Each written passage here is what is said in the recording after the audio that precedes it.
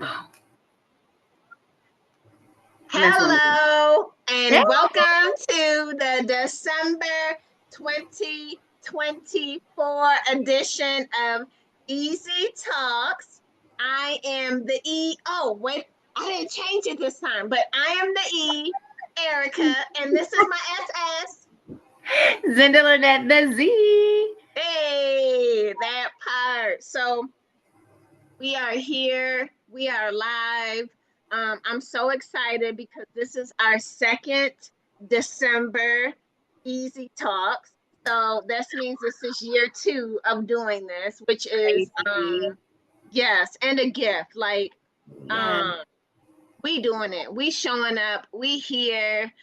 We'll be going into year 3 of Easy Talks next year.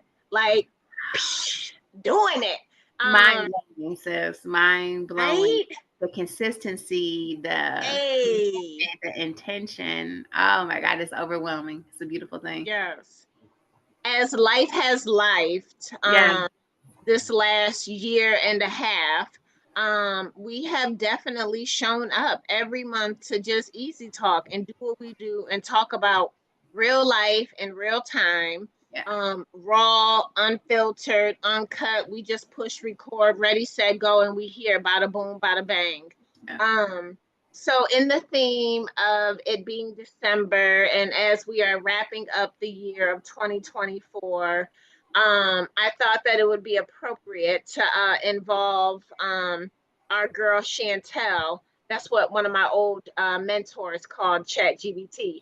So Chantel has put together some questions for us to just dive into as we reflect on 2024, as it has been quite the year. Mm. So I'm just gonna, there's a few different ones. Oh, this is a good one right here. Okay, so And let's just be clear. I haven't heard or I don't know what these questions are. So my sis E has them and we're going off the cuff. yeah, Ian, I literally I put my babies down at 8 o'clock, and right as we was starting the potty train, I just put them in there. So I'm like, here we go, ready, set, go. I don't want to marinate on them. I just want to come up. But I'm like, Chantel do what she do, and we gonna make it do what it do. But this one Absolutely. is entitled "The Audacity to Be," so it Oh, just stood out to me. And it says, "What does having the audacity to be mean to each of you now, especially after Zendalannette's book debut?" wow. That Chantel said that. Chantel said that about get Zendalannette's out, book sis. debut. She Are you did. serious? Yeah, she did. Yes. Mm. So I'm gonna throw it off to you, sis. What does the audacity to be mean to you as the author of?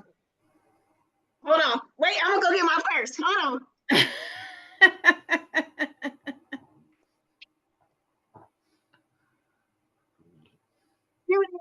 Hold on. This is my purse right here, right? And then this just what I do. Boom, straight out the purse. The Wow. audacity to be. So my SS right over here, she is the author of this beautiful well-being pocketbook. So after penning this and Mm. writing it and releasing it, what has the audacity to be? How has it evolved for you, SS, as the creator of this beautiful masterpiece? Mm. And I'm drinking blueberry tea to help with my throat chakra so that I can be intentional and impactful and just authentic and organic and flow. And as you ask that question, and I, in the moment, like reflect in it, what the audacity to be for me is right now, as I have audaciously traversed this year, it has been the foundation of my practices to keep me rooted and grounded. It has given me an opportunity to use the tools and resources in that book And I've said before, like, I wrote this book for me. I did. I did.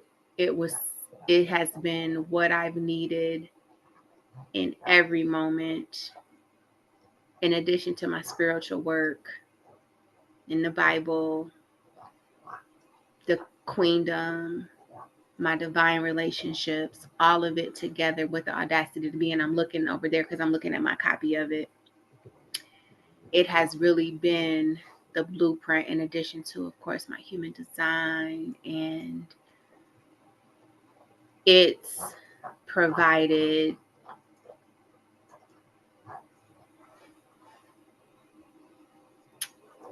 reflection, points of reflection. It's provided meditations. It's provided the tools and resources I've needed to really just journey this thing called life and show up wholly, show up fully, show up authentically, show up audaciously from the stance of really being the first to put me first, even if it's uncomfortable. I've leaned heavily into that sacral space of focusing on what brings me joy, even though to the outer world it may seem scattered. And I talked about this in my blog this on the other day for this month. It may seem scattered, it may seem chaotic, but it's been what I've needed to navigate, to get me out of that box. Limited thinking, low vibrational thinking. And literally, it's been life changing, trajectory changing, transformational, and impactful AF.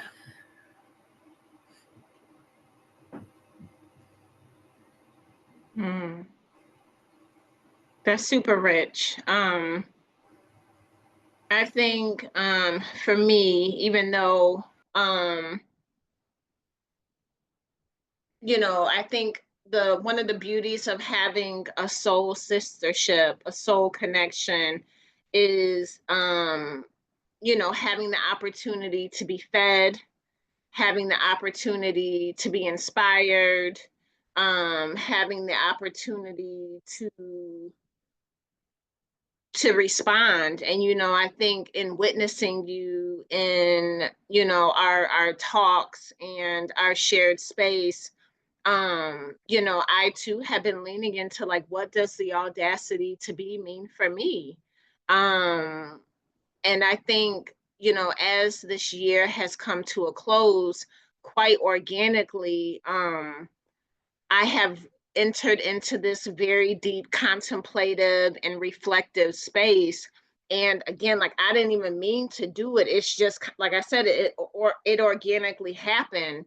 And what I'm realizing is that for me, part of the audacity to be is to be in this space of the unknown, which for me is like, absolutely not. No. What do you mean? I need to know. I have to know. Like, I can't move not knowing. And that is the exact space that I'm in right now, is the unknown and not moving. And it's like, I have these desires in my background, not in the background of my life. And, I'm like, I want this, and I can't do this anymore. And yet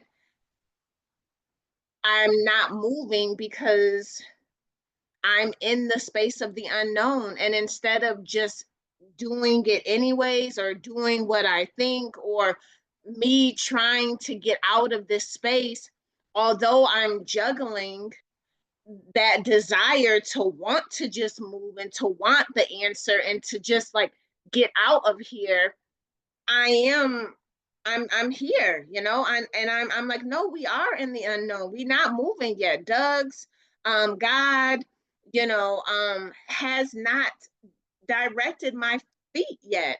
And I no longer want to move from the space of, Erika, what do you want? What do I want? I want to be led. I want to move in partnership with something bigger and greater than me. I have learned so much of what me just doing because what I want, like I see the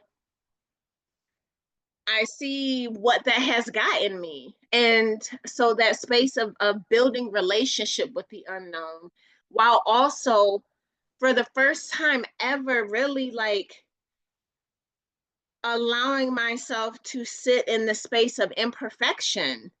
Um, and that has been hard AF. And I think that I have the audacity to be imperfect. And it feels super weird. It feels extremely foreign. It's uncomfortable AF, cap lock, underline, highlight, all of that. Um, but that's where I'm being, the audacity to be in the unknown and the audacity to be imperfect. And um, like it's again like I don't fully know because again like I ain't never been here before. um but I think that that does take a level of audacity, especially for someone who has been cut like I've been cut, where I gotta know, and I know perfection is unobtainable, but it don't matter, I'm shooting for that joker anyways, and I'm releasing that. So I think for me right here right now, like that's what the audacity to be has become for me. So yeah, let's see what's next. We have, ooh, honoring the journey. How do you balance trusting life's flow with taking intentional action in moments of uncertainty or challenge?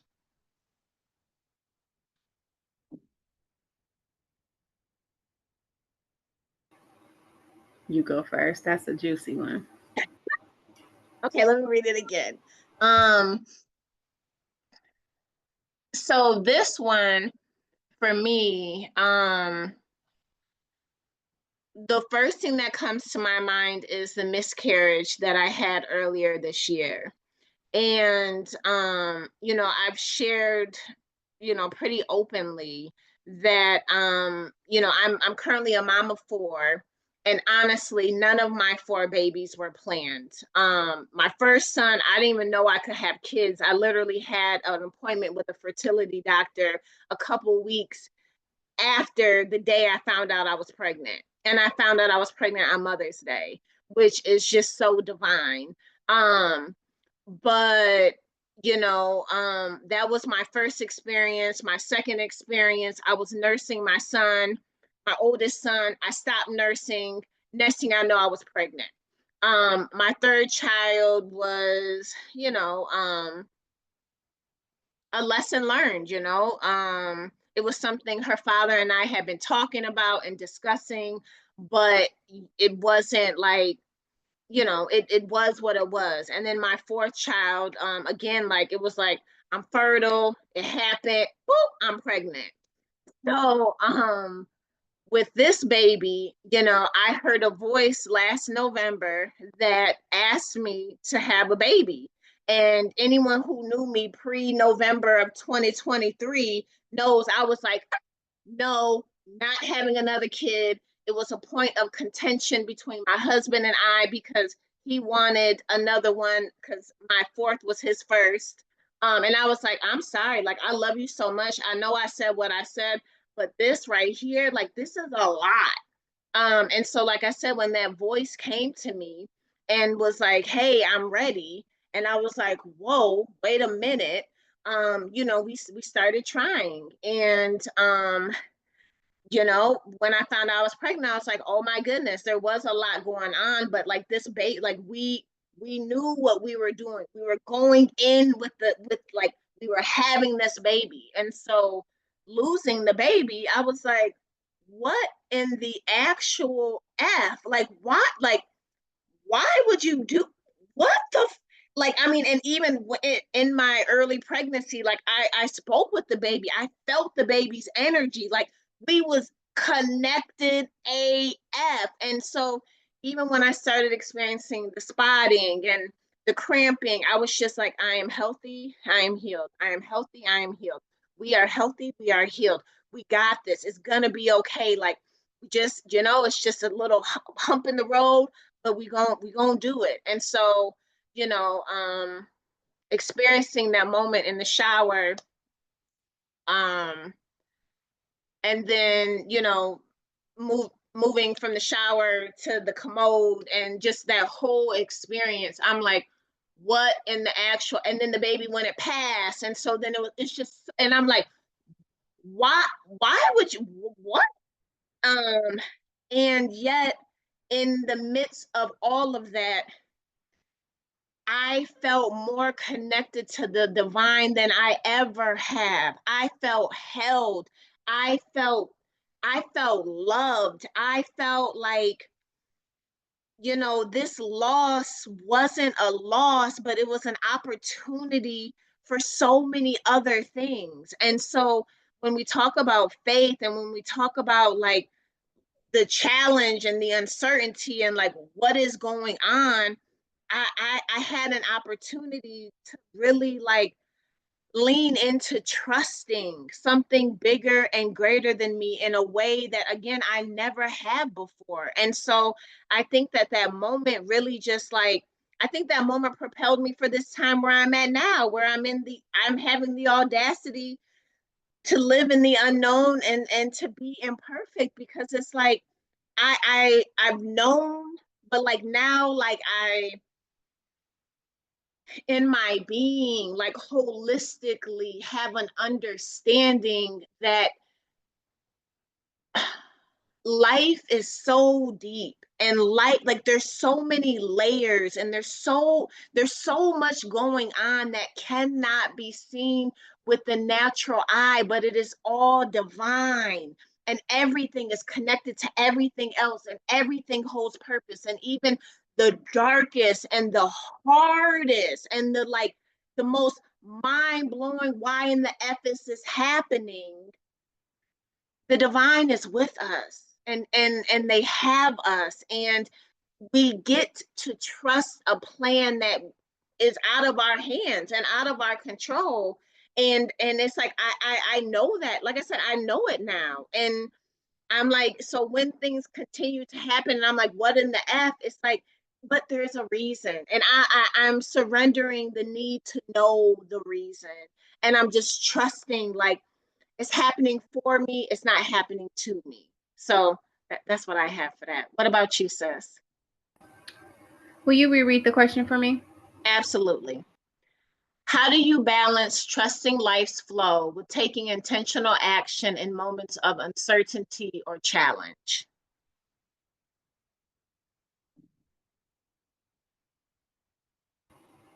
So I'm going to go with what just comes naturally. And how I trust it is leaning not to my own understanding, which has been the scripture for my fulfillment hour.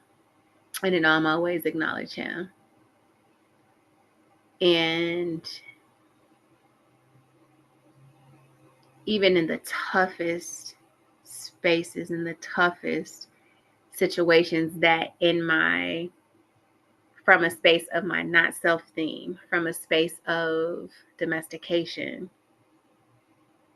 it's boxed and it's a limited thinking, and it's a domesticated thinking, one that makes space for self-imposed suffering. And so having the audacity takes me beyond that, because it allows me, again, to lean not to my own understanding and to trust.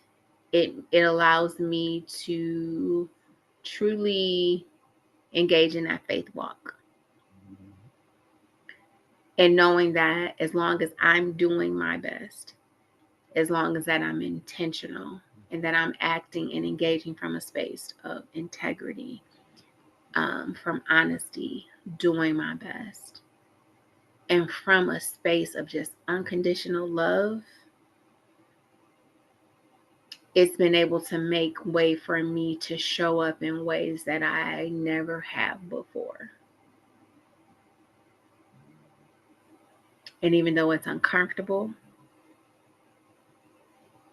it gives me a sense of, it's uncomfortable because it's elevation. It's uncomfortable because it's growth. It's uncomfortable because it's a response or consequence, positive consequence of that faith walk. And not being connected to what the outcome is, but trusting that it's for my highest and for my best, for me and for all those I'm connected and aligned with.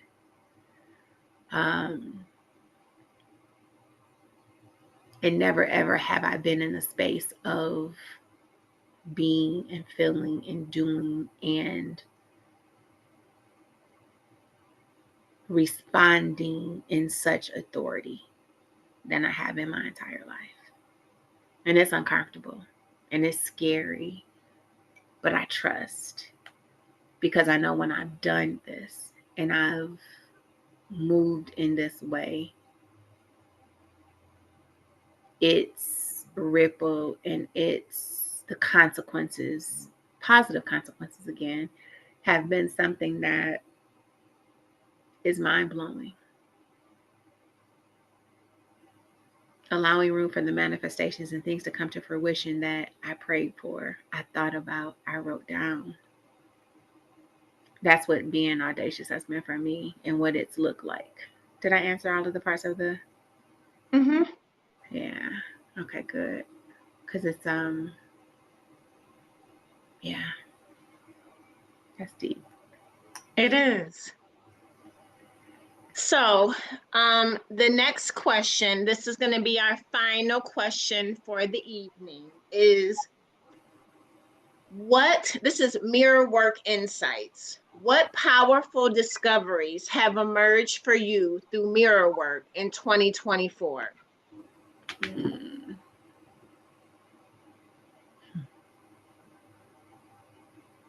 Being able to look me in the eye and tell me that you got this. It's not easy, but anything easy is not worth having. At the same time, it's not worth having. However, it's not worth losing yourself and your self-worth and your dignity, humility, and it's been about reminding myself of God's lavish, unfailing abundance and what it looks like when I can focus on me first. And it's not selfish. All of those things that we're told, it's not about you. No, it is about me. Because if I can look in the mirror and say, girl, you got this. Lean not to your own understanding. In all your ways, acknowledge Him. Trust your plan. Trust your path. And respond with authority. It's made me show up like fully, authentically. It's made me, and when I say made, it's made way for me to choose to show up authentically, authentically and in flow, not controlling. Because the mirror work allows me to say, when there's situations where I am controlling and I'm tied to outcomes, it allows me to look myself in the mirror, look myself in the eye to eye, and say, what's really going on? Why are you so tied? Why are you connected? Why are you controlling? That pause, that 3 pause check in, right? And then to apply the 4 agreements and to apply the 5 Reiki principles and to hold myself accountable for me being my best version with the intent of being like love, with the intent of rippling positivity, because I know what control ripples, and that's what I don't desire. So that's how mirror work has helped me in 2024.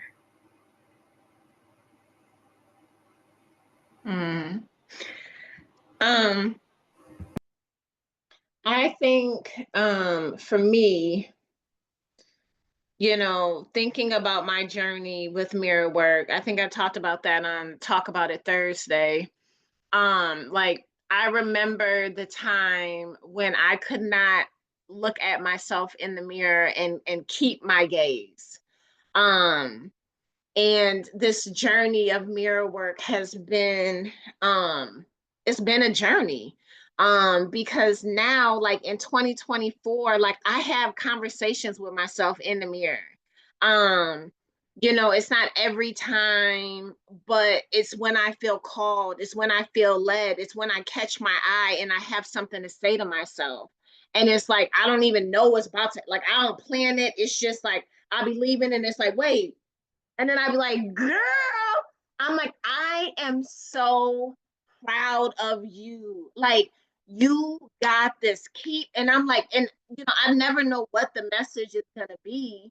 Um, but it's like I have a relationship with myself today. And my mirror work today is like, it's so like, I still have moments where, like, I think even like, I don't know, I think earlier this week, like I was like, sometimes I feel so stupid.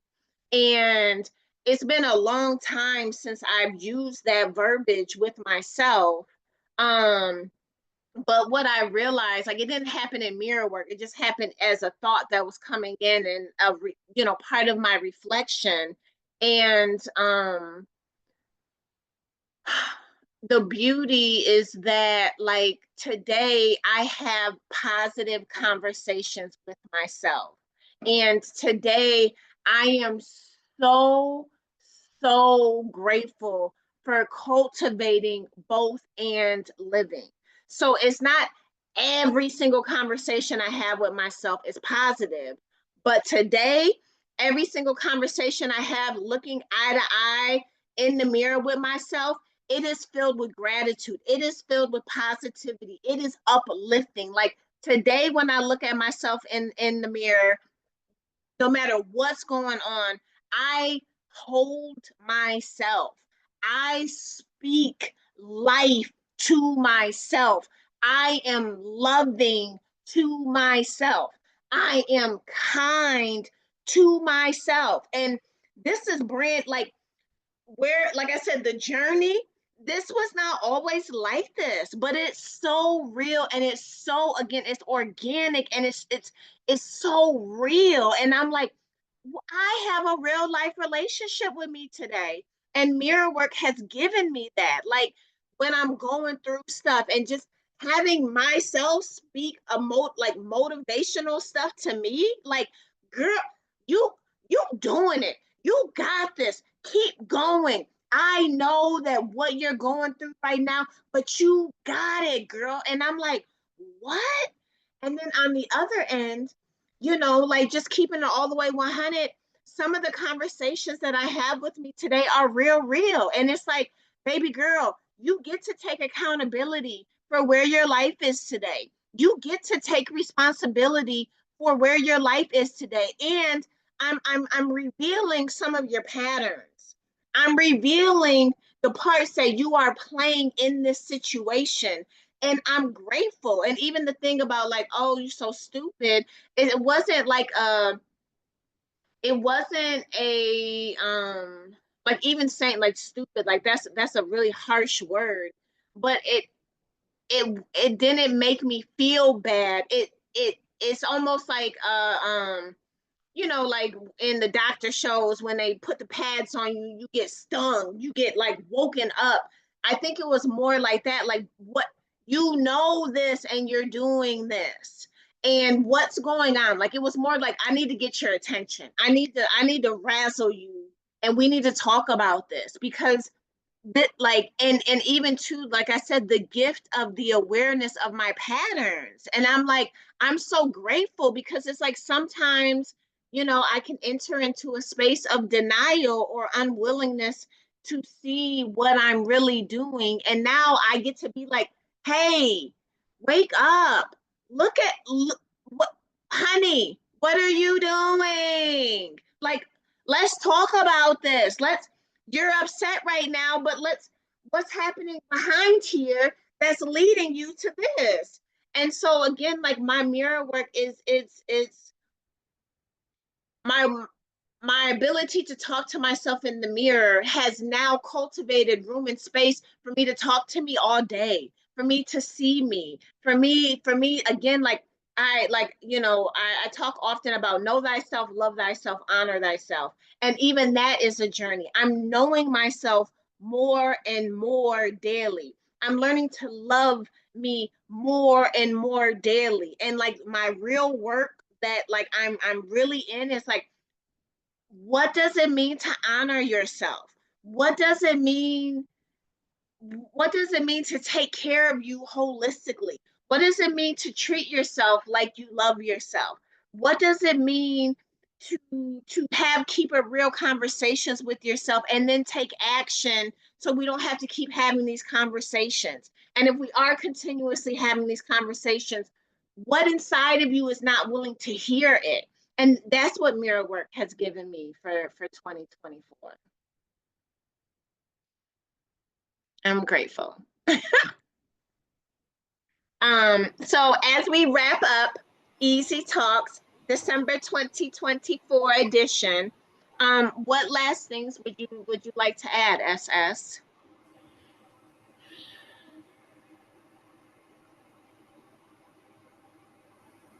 With these last couple of days in 2024, I'm leaning into, and I offer others to lean into,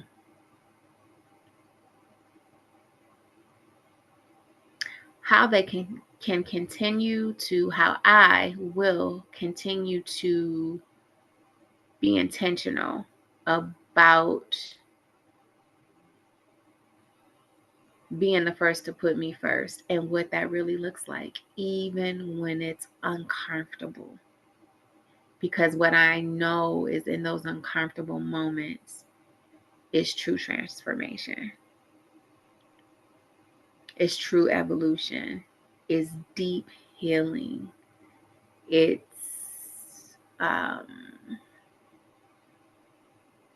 it has been truly showing up for myself and what I say I believe in and what I say I am about. So I offer others to really take time to lean into what that looks like for you individually. And it's not a post, it's not a share, it's an intimate conversation with yourself. And for me, that looks like writing it out. It was funny because I said today, told my mom, I was like, I'm not doing anything today. I'm just going to relax and do nothing and watch movies. And what I ended up doing with flow was listening to music, dancing, and writing out what I envision for my 2025. Big at a wide view of what I desired, what I was going to continue, and assessing what I needed to let go of in life, in business, in all of the spaces, and why. And doing so from a space that isn't emotionally led, but that is literally embodying and embracing what my highest self desires, needs, and what's going to make space for me to truly be who I'm being called to be in the unknowing of that.